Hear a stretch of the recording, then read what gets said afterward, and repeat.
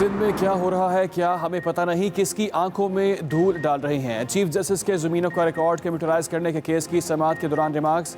Chief justice ने कहा सरकारी ज़मीनों पर कब्जे बादशाहों की तरह हो रहे हैं। मलीर नदी कोरंगी यूनिवर्सिटी रोड पर आज भी बिल्डिंग्स बन रही हैं। हम कौन सी सदी में रह रहे हैं। Senior member board of revenue से पूछा कराची का सर्वे कब होगा। सुप्रीम कोर्ट का सरकारी राजी वागुजार करा के पार्क बनाने का हुक्म। Senior member board of revenue को वार्निंग देते हुए कहा अगर अदालती फैसले पर अमल ना हुआ तो आपके खिलाफ कार्रवाई अमल में लाई जाएगी। अदालत का बोर्ड ऑफ रेवेन्यू को 3 माह में तमाम रिकॉर्ड कंप्यूटराइज करने का भी हुक्म।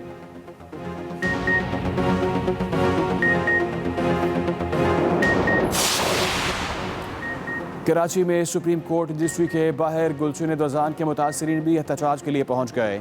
औरंगी और गुजरनालों के मुतासरीन भी मौजूद। मुजाहिरीन की हुकूमत के खिलाफ नारेबाजी, मुतबादिल रहाइश और मुआवजा देने का मुतालबा। दूसरी जानिब कराची के नालों के तजावुजात ख़त्म कराने के लिए ऑपरेशन जारी। हैवी मशीनरी के साथ अलादीन पार्क में तामीर तजावुजात भी गिराई जा रही हैं।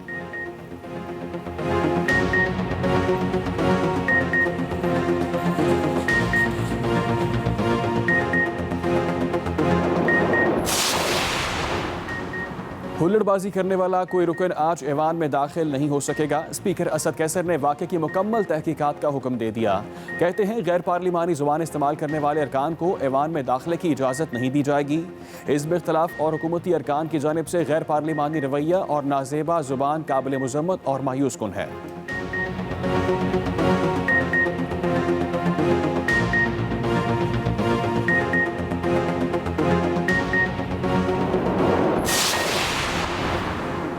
मुस्लिम लीग नून ने कौमी असम्बली को अखाड़ा बना दिया। मीडिया से गुफ्तगू में वज़ीर मुमलिकत फ़ारूक हबीब ने कहा कौमी असम्बली में किताब लगने से हमारी रुकन मलिका बुखारी की आंख जख्मी हुई। ऑपोजिशन अरकान हुकूमती सीटों के सामने आकर गालियां दे रहे थे। जितनी हुल्लड़बाजी और बॉयकॉट इस ऑपोजिशन ने किए किसी और ने नहीं किए। इनके हाथों से मीडिया बचा है ना जजेस। स्पीकर कौमी असम्बली ने 20 बार इस राब्ता किया जो लोग लड़ाई में मुलविस हैं स्पीकर आज उनको ऐवान में नहीं आने देंगे।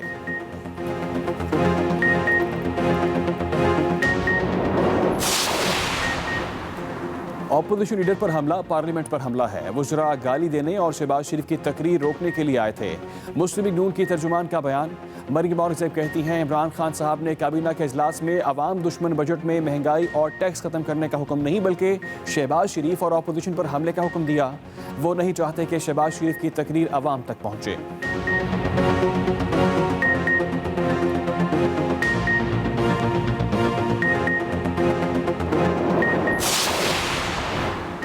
सदर मुस्लिम लीग नून शहबाज शरीफ से सरबराह पीटीएम मौलाना फजल रहमान की मुलाकात। यूसुफ रजा गिलानी और मौलाना असद महमूद भी मिले।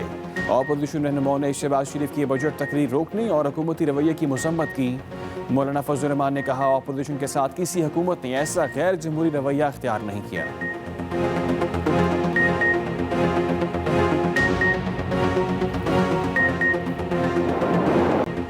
बजट के बाद महंगाई का पहला एक्शन, पेट्रोल महंगा हो गया। हुकूमत ने पेट्रोलियम मसनूआत की कीमतों में इजाफा कर दिया। पेट्रोल 2 रुपये 13 पैसे महंगा होने के बाद 110 रुपये 69 पैसे का हो गया। लाइट डीजल की कीमत में 2 रुपये 3 पैसे इजाफा। नया रेट 79 रुपये 68 पैसे मुकर्रर। हाई-स्पीड डीजल 1 रुपये 79 पैसे फी लीटर महंगा। कीमत 112 रुपये 55 पैसे हो गई। मिट्टी का तेल 1 रुपये 89 पैसे फी लीटर महंगा। कीमत 81 रुपये 89 हो गई। नई कीमतों का इतलाक भी हो गया।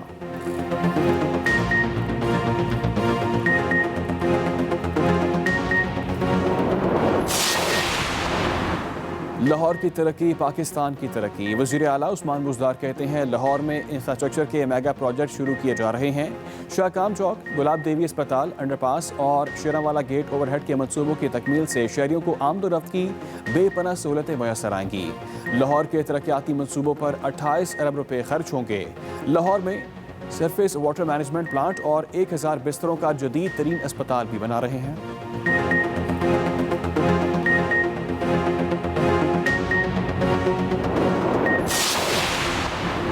कोरोना केसेस और अमवात में मुसलसल कमी। मुहलिक वबा ने मजीद 46 जानें ले ली। मजमूई अमवात 21,828 हो गई। 24 घंटे में 1038 नए केस सामने आए। एनसीओसी के मुताबिक मुल्क भर में मुस्बत केसेस की शरह 2.46% रही। उधर मुल्तान कार्डियोलॉजी इंस्टीट्यूट में वैक्सीन खत्म हो गई। जिले के 22 वैक्सीनेशन मराकज को वैक्सीन की शदीद किल्लत का सामना। वैक्सीनेशन के लिए आने वाले शहरियों को परेशानी।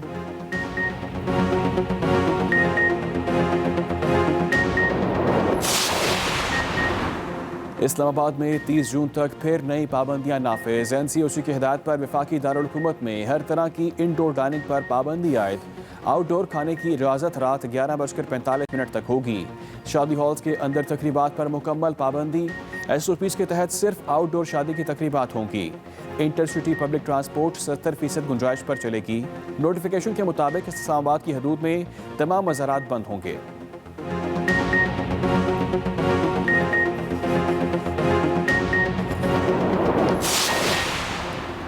लाहौर और उकाड़ा में दिन दिहाड़े 2 अफराद कत्ल। लाहौर में मॉडल टाउन कचहरी के बाहर पेशी के लिए आए शख्स को गोलियां मारकर कत्ल किया गया।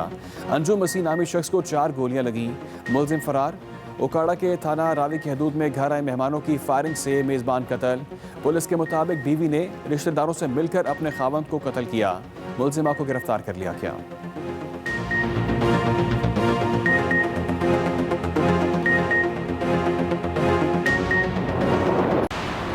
पुलिस का है फर्ज मदद आपकी। लाहौर पुलिस ने अमेरिका में मुकीम ज़ैफुल उमर खातून के घर पर कब्जे की कोशिश नाकाम बना दी। तर्जुमान पुलिस के मुताबिक गार्डन टाउन में मुलजिमान ने रात की तारीकी में कब्जा करने की कोशिश की। बुजुर्ग खातून की कॉल पर थाना गार्डन टाउन में मुलजिमों के खिलाफ मुकदमा दर्ज। बर वक्त कार्रवाई पर ओवरसीज़ खातून ने लाहौर पुलिस का शुक्रिया भी अदा किया।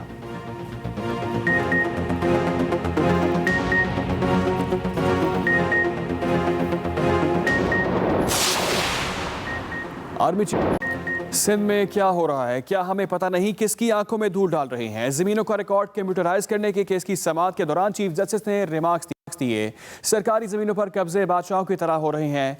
मलीर नदी कुरंगी यूनिवर्सिटी रोड पर आज भी बिल्डिंग्स बन रही हैं। हम कौन सी सदी में रह रहे हैं। Senior member board of revenue से पूछा गया कराची का सर्वे कब होगा। सुप्रीम कोर्ट का सरकारी अराजी वागुजार करा के पार्क बनाने का हुक्म भी सामने आया है। अहम खबर के हवाले से आपको अपडेट करें कि कराची का सर्वे कब होगा। चीफ जस्टिस का senior member board of revenue से यह सवाल। अदालत का बोर्ड ऑफ रेवेन्यू को 3 माह में रिकॉर्ड कंप्यूटराइज करने का भी हुक्म सामने आया है। सुप्रीम कोर्ट का सरकारी अराजी वागुजार कराने का हुक्म सामने आया और कहा कि पार्क बनाया जाए। सुप्रीम कोर्ट का बोर्ड ऑफ रेवेन्यू को 3 माह में तमाम रिकॉर्ड कंप्यूटराइज करने का भी हुक्म सामने आया है। तफसीला जानते हैं मजान के हमारे नुमाइंदे नासिर भट्ट ने। नासिर भट्ट, मजीद क्या रिमार्क्स दिए गए? देखिए, आज सुप्रीम कोर्ट कराची डिस्ट्रिक्ट में चीफ जस्टिस ऑफ पाकिस्तान की सरबराही में 3 रुकनी बेंच के कंप्यूटराइज रिकॉर्ड जो ज़मीनों का था उसके हवाले से बात सामने आई, जिस पे चीफ जस्टिस ऑफ पाकिस्तान के रिमार्क्स थे कि हज़ारों ज़मीनों के तनाज़ात पैदा हो रहे हैं। किसी की ज़मीन किसी को अलाट कर दी जाती है, ज़मीनों पर कब्जे भी इसी वजह से हो रहे हैं।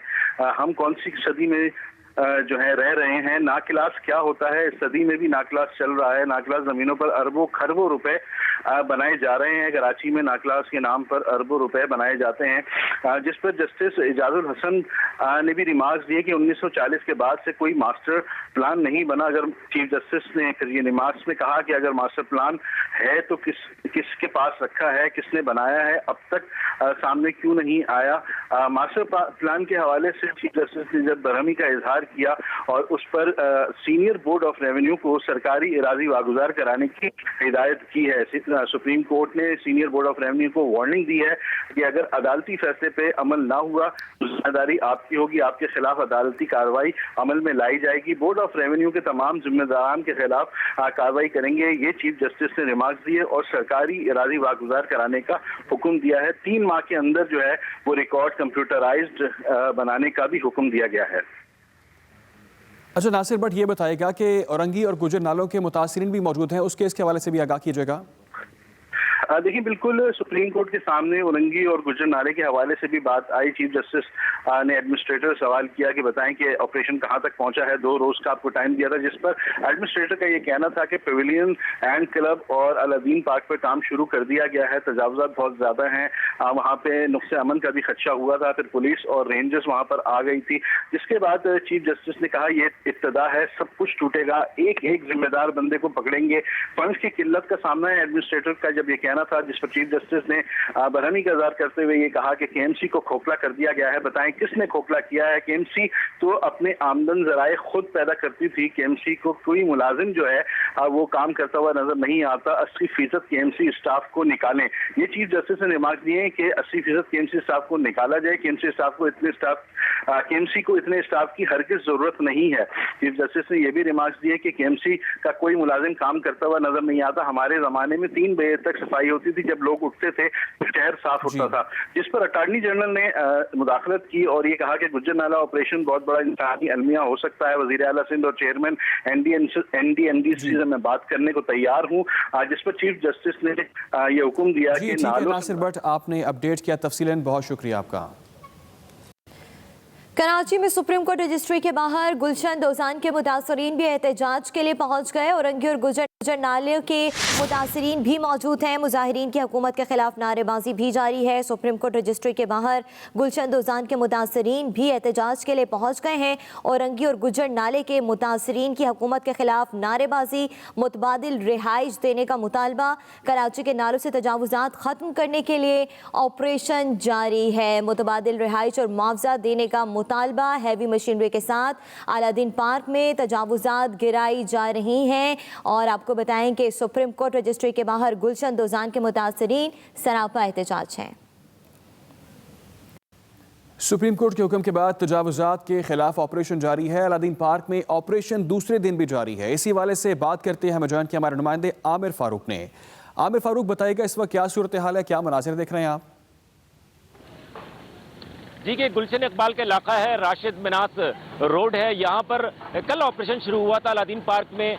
मौजूद मेरे पीछे आप देख सकते हैं ये शॉपिंग सेंटर था। यहाँ पे तकरीबन 500 से ज़्यादा दुकानें हैं, जहाँ पर जिसको कॉरिडोर तकरीबन तोड़ दिया गया पूरा, लेकिन दुकानदारों को इस बात का मौका दिया गया वो अपना सामान निकाल लें। कल की सूरत हाल मुख्तलिफ थी। कल यहाँ पर भारी तादाद में पुलिस और रेंजर्स और दीगर नफरी भी मौजूद थी। चूँकि दुकानदार मज़ामत पर आमादा थे, कल बहुत ज़्यादा शेलिंग भी हुई, लाठीचार्ज भी हुआ, गिरफ्तारियाँ भी हुई। लेकिन आज सूरत हाल उसकी कल के बरक्स है। चूँकि दुकानदार आज खुद रात से उन्होंने सामान निकालना शुरू कर दिया था। इसी वजह से हम देख रहे हैं कि आज पुलिस की नफरी भी कम है और केएमसी का अमला अपने मशीनों के हमरा उस कॉरिडोर को गिराने में मसरूफ है जो दुकानों के अतराफ बना हुआ है। अभी दुकानों को नहीं छेड़ा गया, यानी उनकी तामीरात को मसमार नहीं किया गया। उस वक्त तक नहीं किया जाएगा जब तक दुकानदार यहाँ पर अपना सामान ना निकाल लें। लेकिन बकिया जो दीगर तामीरात थी उसके अतराफ की रेस्टोरेंट है वो तोड़ दिया गया है। फूड और जो दीगर फूड कॉर्नर की दीगर दुकानें थी वो तोड़ दी गई हैं। और जो कॉरिडोर है मेरे अखब में आपको नजर आ रहा होगा वो भी मसमार कर दिया गया है। केएमसी का अमला भी मौजूद है। 2 मशीनें जो ठीक है। आमिर फारूक, आपने तफसीलन अपडेट किया, बहुत शुक्रिया आपका। मलिका बुखारी और जरताज गुल इस वक्त इस्लामाबाद में मीडिया से गुफ्तगू कर रही हैं, आपको लिए चलते हैं। उनको चाहिए कि पहले वो गैरत तो बराबर करें, फिर आप दूसरी खवातीन के। और चूंकि PMLN का तो ये क्राइटेरिया बन गया है कि वो खवातीन को जितना जो बदतमीजी करता है, जितना वो कैरेक्टर असैसिनेशन करता है, जितनी खवातीन पर पार्लियामेंटेरियन की तज़हीक करता है पार्लियामेंट से बाहर पार्लियामेंट के अंदर, उसको उतना बड़ा ओहदा जो है वो मरियम नवाज की उसमें मिल जाता है। पहले तलाल चौधरी ने जिस तरीके से बदजबानी की, जिस तरीके से उन्होंने कैरेक्टर असैसिनेशन की और अपनी खातून के साथ रात के 3 बजे तंजीम साजी करवाते हुए जब हाथ तोड़वा के बैठे तो उनको तर्जमान बना दिया गया। अभी जो दूसरे हैं इनके मैंने अली गौहर बलोच साहब, जिन्होंने इस कदर, मैं वो अल्फाज नहीं बयान कर सकती, जिन्होंने हमले भी खवातीन के ऊपर करवाए। मैं कहती हूँ कि अब आपको शायद वो तर्जमान बना दें, लेकिन आपको पहले सोच लेना चाहिए कि आपकी अपनी खवातीन आपके हाथों से महफूज नहीं है। हमें अल्लाह ने इज्जत दी है, हमें जमहूरी इक़्तिदार ने इज्जत दी है, हमें प्राइम मिनिस्टर इमरान खान ने इज्जत दी है, हमें इस कौम ने इज्जत दी है। ये माएँ बहनें बेटियाँ यहाँ पे इज्जत के साथ, ग्रेस के साथ पार्लियामेंट में कानून साजी करती हैं और अपनी सियासत का महवर वो अपना आगे लेकर चलती हैं। आप कौन होते हैं हमसे ये इज्जत छीनने वाले? आप कौन होते हैं हमारी सियासत खत्म करने वाले? आप समझते हैं कि आप हमारी कैरेक्टर असैसिनेशन कर रहे और आप हम पे हमले करवा के और आप जो है खवातीन के साथ गाली गलोच करके और आप उनकी बेइज्जती करके, क्योंकि आपकी अपनी लीडर है कि काउंसलर का जो है वो इलेक्शन नहीं लड़ सकती हैं, क्योंकि खवातीन यहाँ पे मेन स्ट्रीम पॉलिटिक्स में आ गई, तो आपसे वो बर्दाश्त नहीं हो रही है। जितना बड़ा आपकी पार्टी जो है, आपने सिर्फ PMLN ने लिबादा ओढ़ रखा है सियासत का, सियासी पार्टी नहीं है ये। गुंडागर्दों की अब जमात होगी, ये बदतमीजों की जमात होगी, ये हुल्लड़बाजों की जो इनकी जमात होगी, ये बाकायदा बाकायदा हमला करने वालों की जमात होगी। ये बाकायदा हमले करवाने के बाद इनको आगे और जो है वो अच्छा मकाम इनकी पार्टी में मिल जाता है। कब्जा माफिया से लेकर जमीनों पे कब्जा करने वाले, बेवाओं की जमीनों पे कब्जा करने वाले, यतीमों की जमीनों पे कब्जा करने वाले, उनको जो है पार्लियामेंट में खवातीन के ऊपर छोड़ दिया, क्योंकि ये बदतमीजी की सियासत जो है उनको सूट करती है।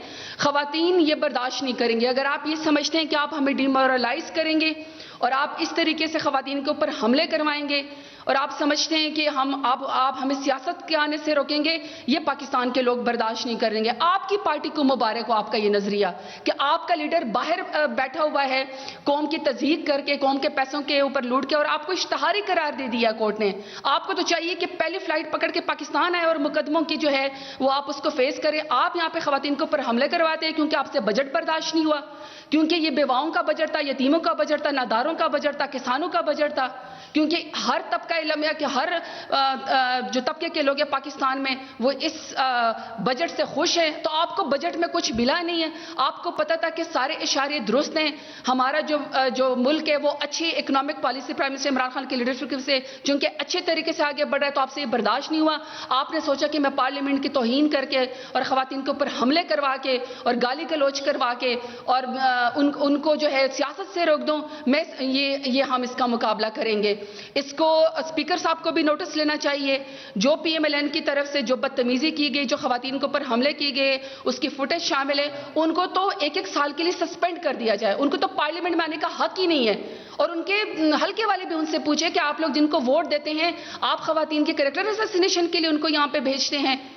मुझे इंतहाई तकलीफ हुई है और मुझे पता है कि ये आपकी सरिश्त में शामिल है। जब 2012 में यहाँ पे हफीज शेख साहब जब बजट पेश कर रहे थे तो शकील अवान साहब और बेगम सफदर अवान के जो हस्बैंड और नवाज शरीफ की दामाद है कैप्टन सफदर अवान ने बाकायदा जो है वो यहाँ पे कुश्ती लड़ी थी। बाकायदा उन्होंने पीपल्स पार्टी के लोगों के ऊपर पार्लियामेंट के अंदर हमले किए थे। मुझे पता है कि आपको तो आदत है, आप समझते हैं आप इस पार्लियामेंट की भी इस तरह तहजीब कर लेंगे, इस पार्लियामेंट में आप खवातीन को बेआबरू करेंगे, अब हम आपको नहीं करने देंगे। मेरे साथ जो कल बाकी हमारे बहुत सारे लोगों के ऊपर हमले हुए, लेकिन मैं चूंकि साथ बैठी हुई थी, मेरे लिए तमाम खवातीन, तमाम लोग पार्लियामेंटेरियन मेरे लिए बहुत मुअज़्ज़ज़ हैं। लेकिन जारी बात है, बर्दाश्त की भी एक हद होती है। आपने जजों के ऊपर हमले कराए, आपने आला अदालतों के ऊपर हमले करवाए, आपने जर्नलों के ऊपर हमले करवाए, आपने पार्लियामेंट के ऊपर हमले करवाए, आपने खवातीन के ऊपर हमले करवाए, लेकिन लीडर से लेकर नीचे तक पूरी की पूरी PMLN जो है वो सिर्फ कैरेक्टर असैसिनेशन की और कब्जा माफिया की, और इसी तरीके से ये कोई सियासी जमात नहीं। आपकी सियासी जमात का रंग खत्म हो चुका है, आप अया हो चुकी हैं चेहरे आपके आवाम के ऊपर। आवाम को पता है कि आप गुंडागर्दी की सियासत करते हैं। मैं मलिका बुखारी को देती हूँ, कल मैं इनके साथ शाम तक हॉस्पिटल में मौजूद थी। अल्लाह ताला ने उनकी आंख बचा ली है, बिनाई बचा ली है, लेकिन मैं उस तकलीफ आजमाइश को देखती हूँ। उनकी माँ पे, उनके और खवातीन पे क्या गुजरी होगी जब उनके बेटे को आप इस तरह जख्मी करेंगे, बाकायदा मारेंगे। ये तो आपको नहीं करना चाहिए।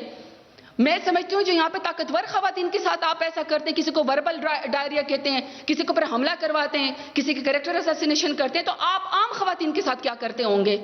आप किस मुंह से सियासत करते हैं?